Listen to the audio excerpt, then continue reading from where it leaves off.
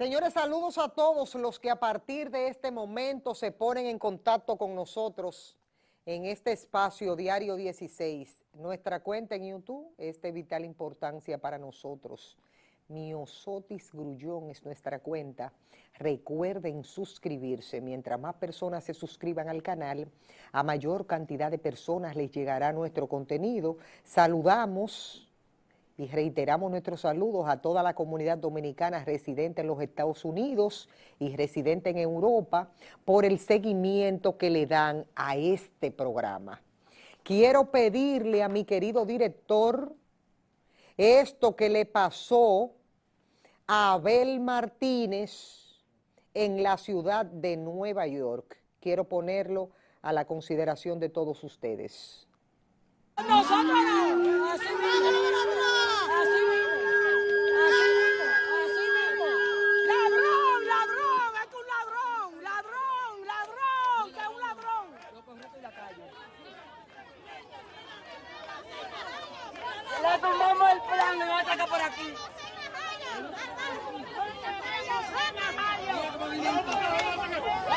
Posición anterior. No, pero lo pueden sacar para distraernos. No quieren distraer. Vamos ahora para allá, para que vayamos acá. No cogemos esa, es que no cogemos esa. Es que no cogemos esta con esos ladrones, no cogemos esta. No cogemos esta con Abel. No vamos para parte, ladrón. No vamos para parte, que no cogemos esta.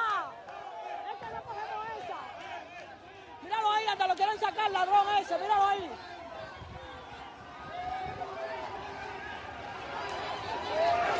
¡Ladrón! ¡Míralo ahí al ladrón! ¡Míralo ahí al ladrón! ¡Ladrón! ¡Ladrón! ¡Míralo ahí donde lo llevan al ladrón! ¡Ladrón! ¡Míralo ahí a Abel Martínez! ¡Ladrón! ¡Ladrón! ¡Ladrón! ¡Ladrón! ¡Ladrón! Yo lo grabé bien.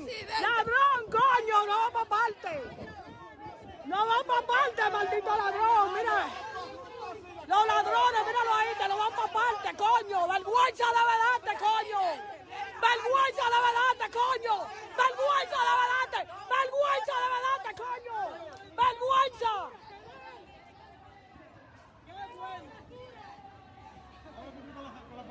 Mami, sorry, mami. Lo grabé yo. Oye, lo cogí de ahí en un live. Entró. Quisimos colocar esto porque este es un programa de noticias y es justo y necesario nosotros ir en hilaridad con los hechos que ocurren no solamente en la República Dominicana, sino en el plano internacional. Y quise también colocarlo porque le voy a hacer algunas preguntas a mi invitado de este día sobre esa base, y era justo y necesario para nosotros colocar el video para poder hacer las preguntas pertinentes y nuestro invitado pudiese observarlo. Los buenos días de inmediato al doctor Fulgencio Severino, quien siempre nos visita aquí en este programa, y nosotros nos sentimos súper contentos siempre cuando saca un momentito de su agenda para venir a compartir con nosotros. Doctor, un placer inmenso. Buenos días, Miosotis, buenos días a los amigos y amigas televidentes. Para mí también es un honor que me hayas invitado a estar en tu programa en el día de hoy.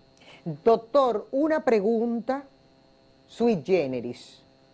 ¿Es posible que nosotros, los dominicanos, entremos al juego de vociferarle a una persona ladrón sin nosotros básicamente tener las pruebas suficientes que permitan decir si realmente a esa persona se le comprobó que parte de los bienes que tiene han sido productos del erario público?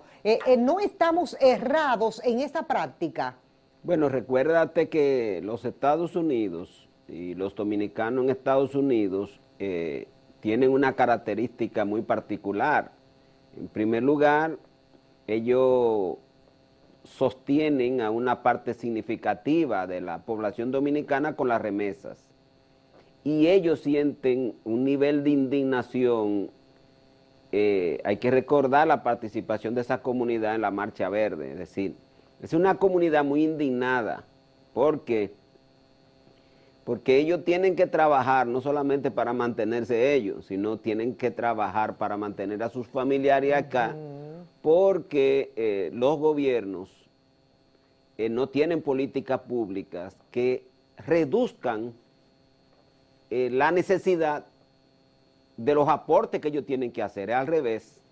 Los gobiernos viven alabando permanentemente que lo que más crece son las remesas. Pero eso es trabajo adicional, porque tener que vivir en Nueva York y trabajar allá para mantenerse ellos, una ciudad tan cara como Nueva York, estamos hablando de una ciudad donde un apartamento te puede costar sin ningún tipo de problema $2,000, un apartamento modesto. Modesto, eso es cierto. Y a eso tener que trabajar para mandar recursos para acá y que ellos sientan por denuncias, porque hay denuncias suficientes con la mayoría de los funcionarios de que acumulan riquezas que no pueden explicar por el salario que ostentan. Entonces, aunque los tribunales, como tú señalas, no han podido demostrar que estos bienes que tienen estos funcionarios provienen del ejercicio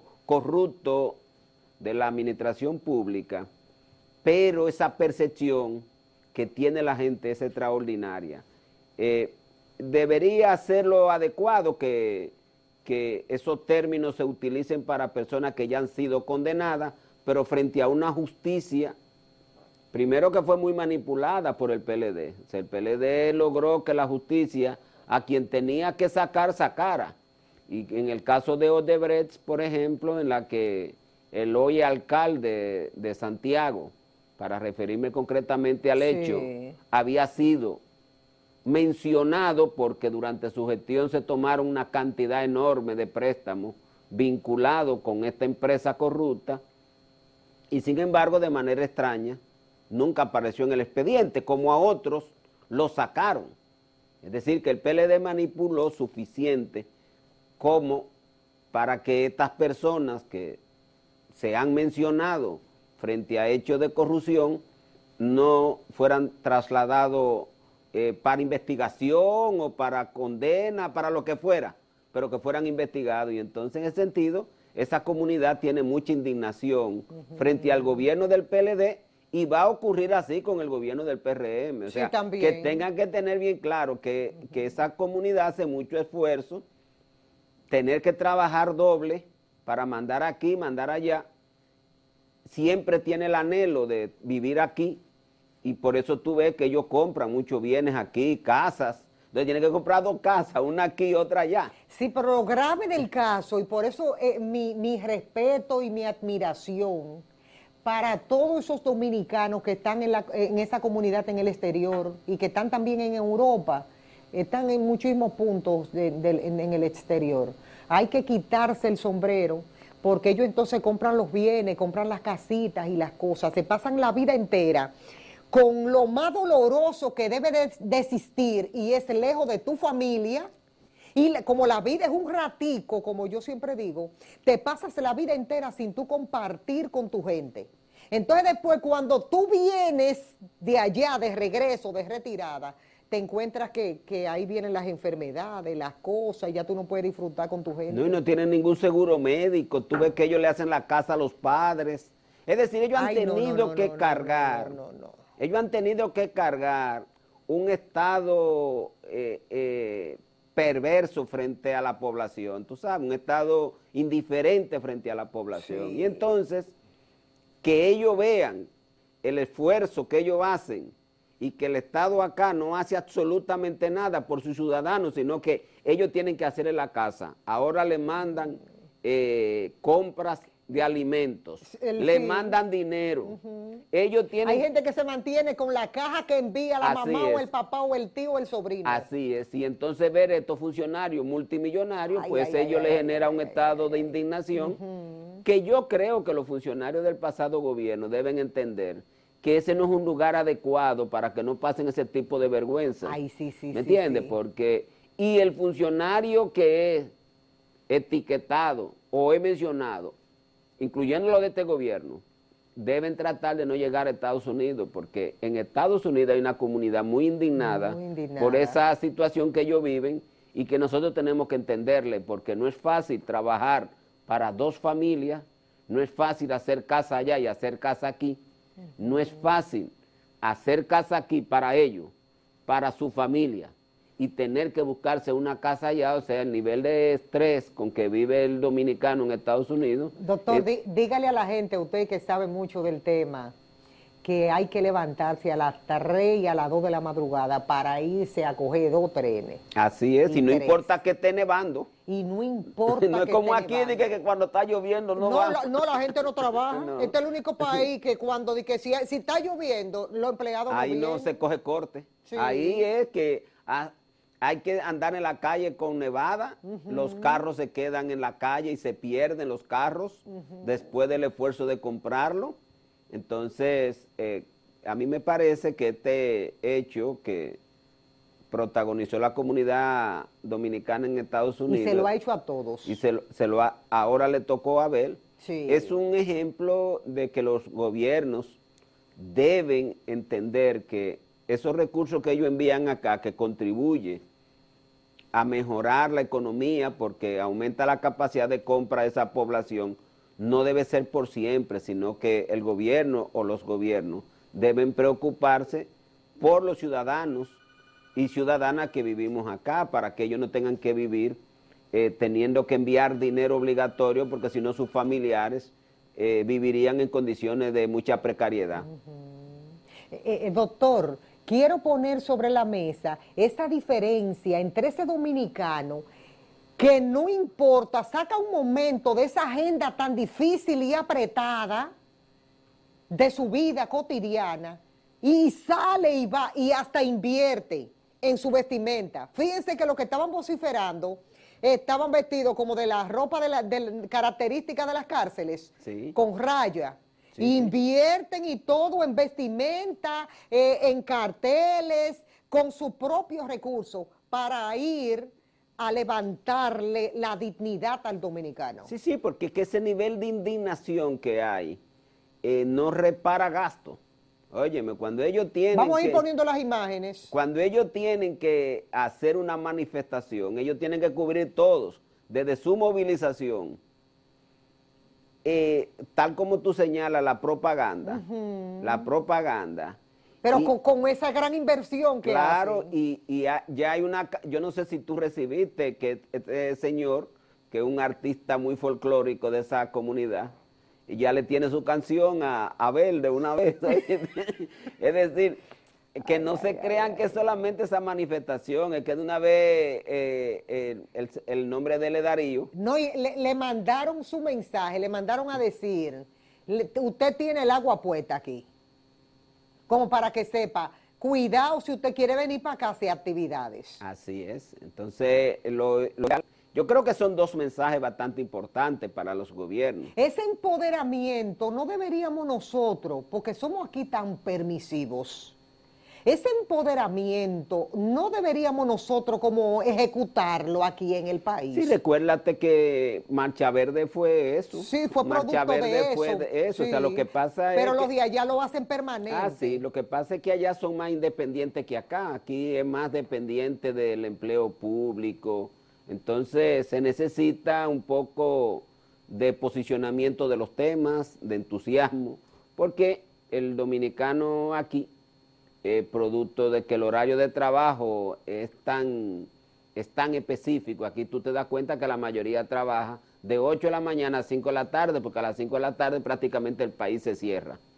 La comunidad dominicana en Estados Unidos tiene el privilegio de que trabaja a cualquier hora, es decir, si tú quieres trabajar de 2 de la tarde a 10 de la noche, te consigue un trabajo de 8 a 10, o de 4 de la tarde a 12 de la noche, o sea, Estados Unidos tiene una oferta laboral que es muy diferente aquí a República Dominicana. Aquí para tú conseguir una manifestación en la mañana es muy difícil, Sí. por el tema de que la mayoría de las personas salimos a trabajar a la misma hora y ocupamos el mismo trayecto. Y los que trabajan de noche, que se dedican fundamentalmente a los restaurantes, pues al otro día están durmiendo, tú sabes. Entonces, además, como que Estados Unidos crea una cultura diferente, tú sabes, una cultura diferente frente al movimiento diario de la persona. Cuando uno va a Estados Unidos, tú te das cuenta que ellos pueden amanecer trabajando y como esos trabajos te especifican horas de descanso, como que ellos tienen capacidad de seguir. Yo te lo digo porque yo tengo un hermano en Estados Unidos que él levantaba a las 6 y terminaba a las 12 de la noche todos los días, porque tenía 2 empleos, porque esta gente también tienen 2 empleos. Sí, pero tienen una capacidad de aguante extraordinaria. Terrible, terrible. Mi hermano duró años con esos 2 trabajos, porque para tú poder tener una vivienda en Estados Unidos, tienes que guayar la yuca. Por eso ellos tienen tanta indignación, tú sabes. Y uno lo comprende y lamenta mucho que los políticos tradicionales de acá no entiendan que el ejercicio de la función pública debe hacerse en el marco de la dignidad y de una filosofía de vida donde la acumulación de riquezas no debe ser lo básico, sino que el ejercicio de la función pública sea vinculado fundamentalmente al deseo de servir. Que eso se ha perdido en la República Dominicana porque bueno, ya Balaguer lo había dicho, que en el único sitio que no había corrupción era en su despacho, cuando él decía que la corrupción se paraba en la puerta de su despacho, pero ya con el gobierno del PLD, los salarios excesivos, porque decir que en República Dominicana hay un funcionario que se gane $1 millón es una cosa abusadora, tú sabes. Abusadora. Están más enterados que nosotros mismos sí. y le dan un seguimiento a las informaciones. Cuando uno tiene la oportunidad de ir de viaje, ellos te comienzan a preguntar desde lo más mínimo y tú dices, ¿cómo están al tanto de tantas cosas? Ellos saben todo lo que ocurre en la República Dominicana. Sí, por las redes te preguntan, a mí me hacen preguntas, digo, déjenme averiguar a ver si yo lo encuentro esa información. Y ya ellos lo saben. Porque hay informaciones tan micro que ellos quieren saber, que es, por ejemplo, ahí me preguntó un dominicano en Estados Unidos, que si yo sabía cuánto había gastado en la promoción del primer año, cada ministerio, digo, pero ¿y cómo lo puedo saber? ¿Tú en sabes? la promoción. En la promoción del primer año. Sí. Óyeme las preocupaciones de ellos, para que tengamos claro que es una comunidad que está muy atenta a ese despilfarro de los recursos públicos. Y esto tiene mucho que ver con eso, con esa cantidad de recursos que ellos tienen que mandar hacia acá para darle cierta calidad de vida a sus familiares, porque en República Dominicana ni hay empleos, ni hay pensiones, ni hay buenos servicios de salud.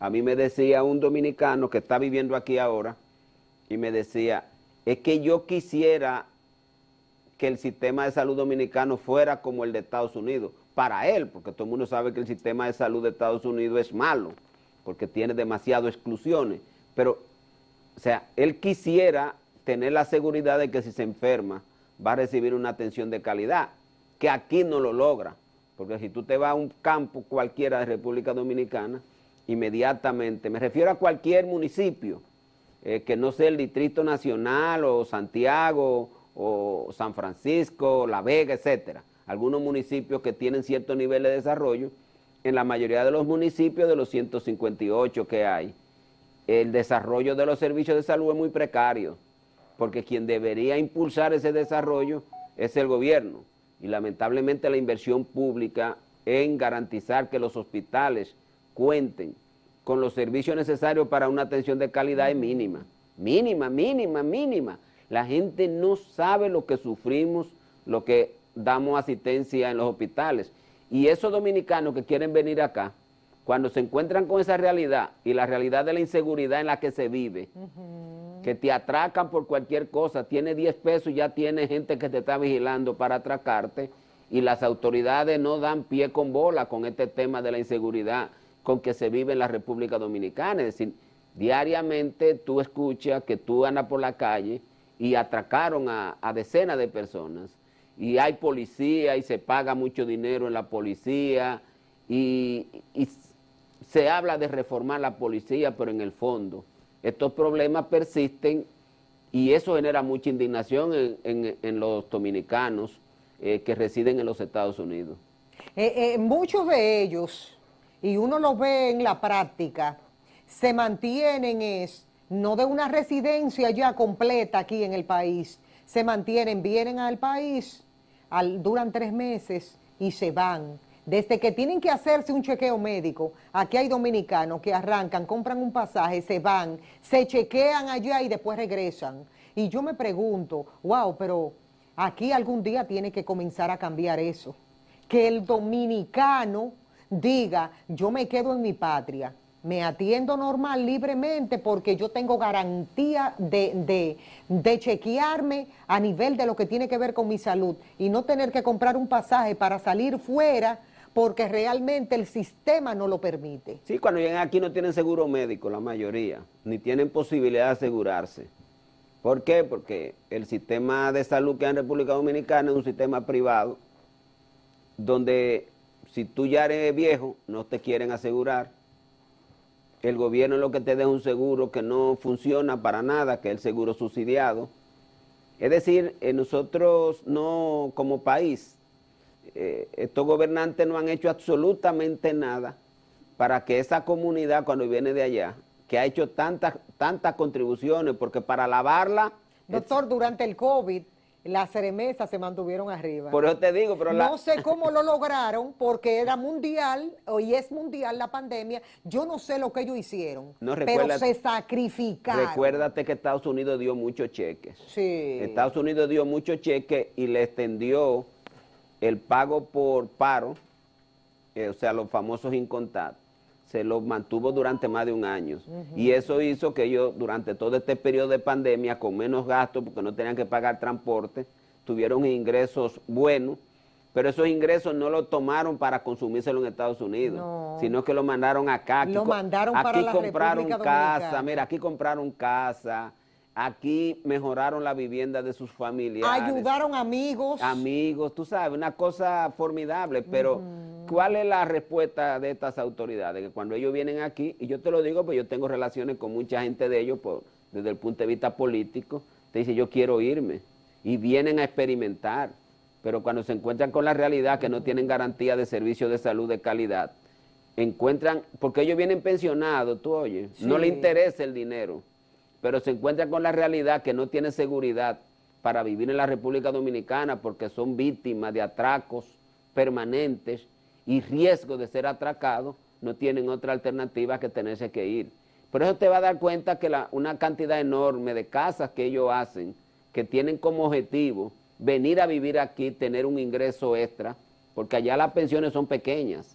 O sea, las pensiones que recibe un dominicano en Estados Unidos entre 800 y 1.200 dólares. Con lo caro que está la vida en la República Dominicana, no es que da para mucho para vivir aquí en el Distrito Nacional. En ciertos municipios es suficiente, pero entonces cuando vienen a vivir aquí se encuentran con dos de los principales problemas que ellos manifiestan, que es el tema de la seguridad ciudadana y el tema de los servicios de salud. Por eso uno dice que no basta con alabar ni decir que las remesas contribuyeron importantemente con la riqueza del país, es cuánto se les devuelve cuando ellos vienen al país y que ellos digan, señores, nosotros estamos aportando a nuestro país, pero nuestro país está mejorando. Y ni siquiera esos dos temas que son tan sensibles para toda la población, pero para ellos en particular, que tú sabes que hay tiempos que vienen y desde que salen del aeropuerto le están atracando. Sí. ¿Me entiendes? Entonces, desde que llegan. Entonces aquí se necesitan de autoridades que se concentren más en esos pequeños detalles, Porque el problema de aquí es que se habla... A mí me parece que, al menos yo no la escucho, como que se hable de políticas claras que beneficien al dominicano residente en el exterior. Debería llamarse a sí mismo políticas claras. Lo que pasa es que establecidas para el beneficio del dominicano residente en el exterior, que son héroes anónimos. Ajá. Lo que pasa es, Miosotti, amigos televidentes y amigas, es que las dos cosas más importantes que piden los dominicanos en Estados Unidos acá, son esos dos temas que te he planteado. Y aquí hay muy poca políticas para mejorar el sistema sanitario. ¿Por qué no la hay? Porque aquí lo que se ha decidido desde los grupos tradicionales políticos que llegan al gobierno, no importa que sea PRM, PRD, PLD, quienes lleguen, en eso tienen un consenso de que todas las políticas públicas, todas, solo deben servir para hacer más ricos a los ricos. Y a eso se debe la privatización de la salud. Con lo que se gasta aquí en salud, si tú le quitas la participación de ese sector intermediario lucrativo, porque yo te estoy hablando, la seguridad social aporta en este momento casi 60.000 millones de pesos, o sea, las contribuciones. Si tú buscas los 107.000 millones que es el presupuesto en salud pública, con un poquito más de dinero, aquí hay suficiente para darle una buena asistencia sanitaria, si fuera pública. ¿Qué quiere decir pública? Que la gestión es pública, que usted puede comprar servicio privado desde el punto de vista de poder ir a una clínica, pero el hospital funciona como la clínica, de tal manera que la gente no tenga obligatoriamente que ir a la clínica, sino que puede estar en el hospital. Eso aquí no existe. Aquí no, en el hospital, por ejemplo, hay una gran cantidad de servicios que son fundamentales disponerlo 24 horas al día, porque la calidad médica está ahí.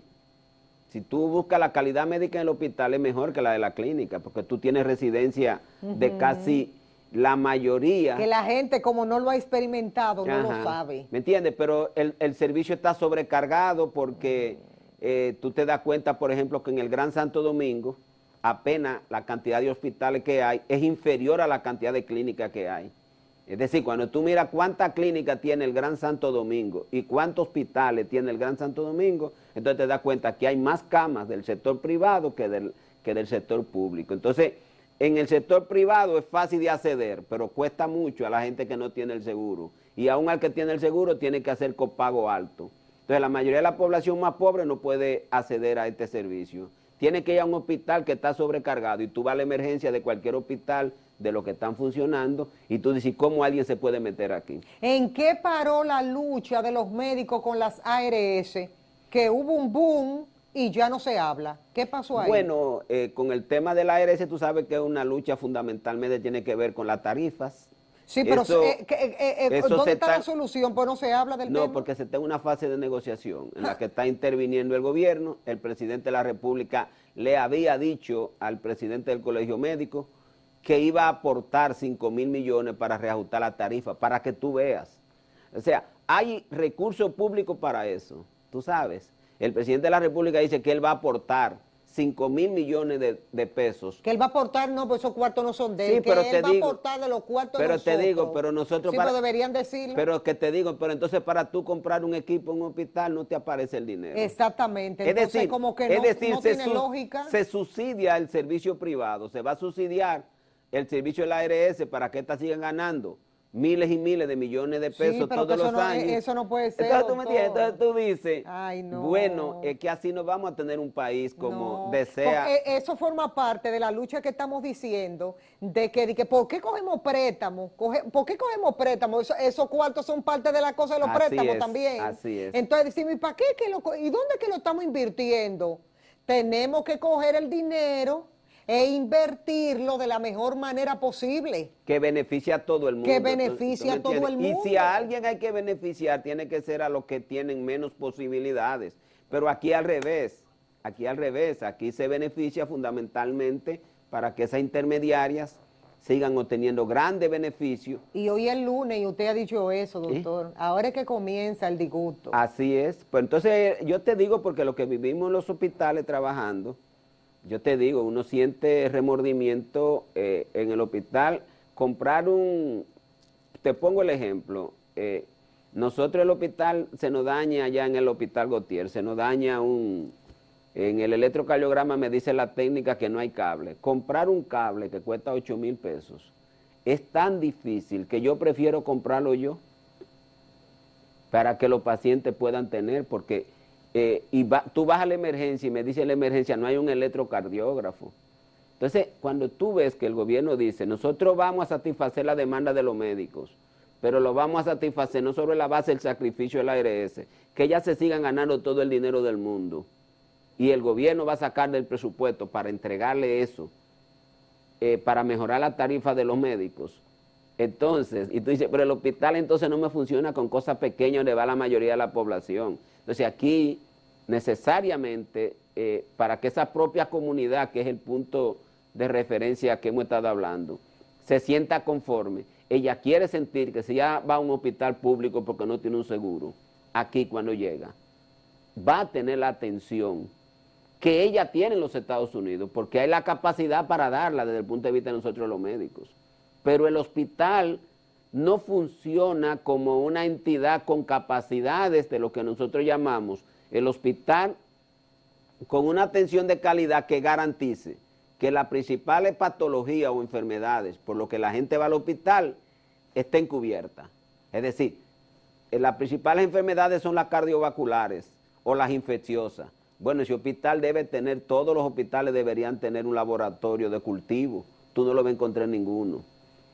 Todos los hospitales deberían tener un tomógrafo de última generación o un resonador o una unidad de cuidado intensivo o una capacidad para atender a los pacientes con infarto y con los accidentes cerebrovasculares.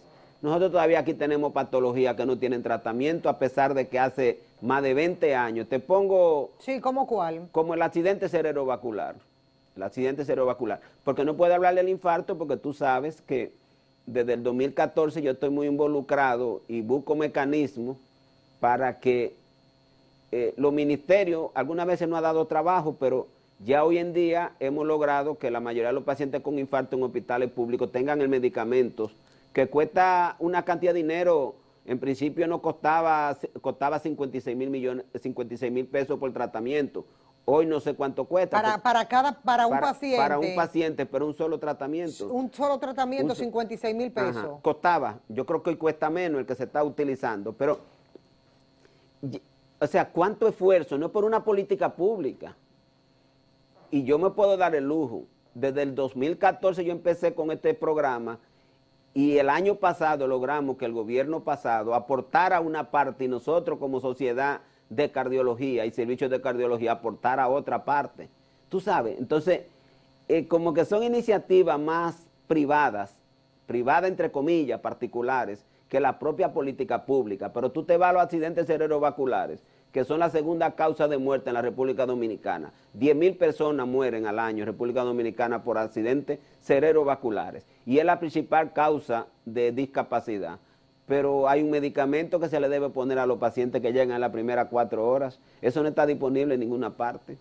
Entonces tú dices, bueno, es que si no está disponible en ninguna parte, ¿qué pasa entonces con qué se le suministra a ese paciente? Nada, ese paciente espera Bueno, pero el que tiene un accidente cerebrovascular no está para esperar. Pero es que yo te digo, lo que pasa es la historia natural, como la gente dice, solo Dios lo protege. Y tú dices, pero ¿por qué habiendo el tratamiento que mejore esas condiciones? ¿Por qué habiendo los médicos para poderlo administrar? No puede existir el tratamiento. ¿Y qué pasa con el tratamiento? Porque es muy costoso para el gobierno. No es costoso porque para salvar, cuando tú tienes un paciente que tú le puedes evitar que él tenga una incapacidad total de un lado del cuerpo y no se pueda mover. Sí, pero ¿a qué se debe que no está el tratamiento? Porque aquí el gobierno no tiene interés por nada de eso, no es por otra cosa. Pero es que no se puede decir así, doctor, tan Adiós, ligero. pero yo te digo... Porque, es decir, ¿cómo nadie no va a tener interés sobre la vida humana? No, es que aquí no existe eso, aquí la medicina funciona por presiones de los profesionales de la salud. No funciona, ya te estoy diciendo en el caso del infarto. Ajá, claro, en su área como cardiólogo. En el caso del infarto es por iniciativa de nosotros, no por política pública. Sí, pero la iniciativa de ustedes, ¿hasta dónde llega? Hasta que logremos que el gobierno, de alguna u otra manera... yo me refiero a la parte del paciente. Pero es que cuando ustedes tienen el cuadro ahí. Cuando nosotros tenemos el cuadro, nos da mucho trabajo para que los gobiernos asuman los tratamientos. Mucho trabajo. Y por ejemplo hay enfermedades que a pesar de que se sabe que hay tratamientos que evitan la muerte y evitan la discapacidad y los gobiernos lo saben, no compran los medicamentos porque ese no es el interés de los gobiernos. Y yo quisiera, es muy difícil podértelo explicar que ustedes lo entiendan, pero en general en 2 o 3 palabras lo que yo quiero decir. Le digo porque me pongo así, doctor. Los gobiernos de aquí... Porque yo no estoy sufriendo lo que usted me está diciendo. Ajá, mira, los gobiernos de aquí, puedo decir con cientos, porque yo tengo desde el año 1989 en el ejercicio público de la medicina y todo mi tiempo en el Hospital Salvador Begotier. Y actualmente estoy, en el año 2001 entré como director de emergencia y en el 2008 como director de cardiología. Te estoy hablando ya de 13 años dirigiendo un servicio de cardiología bastante grande. Y todo lo que hacemos allá es por autogestión. Y cuando yo hablo por autogestión, es que yo salgo a buscar dinero para comprar, para que el servicio funcione. No porque el gobierno tiene interés con que eso funcione. Y cuando usted dice salgo a buscar dinero, ¿cómo así? Explíqueme eso. Bueno, y nosotros, tú sabes, yo te lo he comentado en más de una ocasión, yo tengo que hacer 2 congresos todos los años, 2 congresos de educación médica y del dinero que queda, compramos lo que necesitamos en el departamento.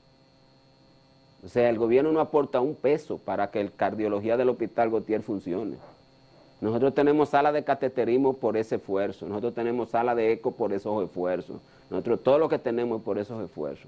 Y a uno le duele, porque yo ni siquiera simpatizo ni por el gobierno anterior ni por este.